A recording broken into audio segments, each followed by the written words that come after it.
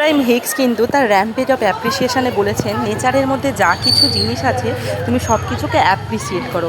যেমন আমি gratitude walk করার সময় বলি, I appreciate the flower, I appreciate the tree, I appreciate the moon, I appreciate এই সুন্দর পার্কে কত সুন্দর আলো দিয়েছে, এই আলোগুলো আছে বলে কিন্তু আমাদের জীবন খুশির আলোয় প্রেমের আলোয় ভরপুর হয়ে গেছে। I appreciate the flower, I appreciate the গ্রাস।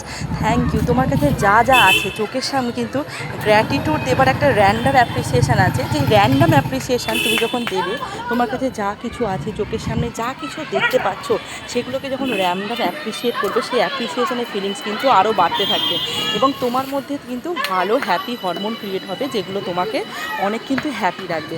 সুতরাং অ্যাপ্রিসিয়েট করো যা কিছু তোমার কাছে আছে সেগুলোকে appreciate. I appreciate the car.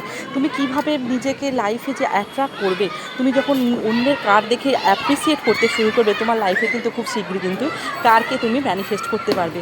এবং তুমি যখন নেচারের মধ্যে থেকে র্যান্ডম জিনিসগুলোকে থ্যাংক ইউ অ্যাপ্রিসিয়েট করো, তখন কিন্তু তোমার নেচার কিন্তু তোমাকে অনেক কিছু দেবে। এই সুন্দর পাখিগুলোর জন্য ধন্যবাদ, গাছের জন্য ধন্যবাদ। এইভাবে যখন র্যাম্পেজ অফ অ্যাপ্রিসিয়েশান দেবে, তোমার লাইফে কিন্তু সব কিছু ভালো হওয়া শুরু হয়ে যাবে। Thank you.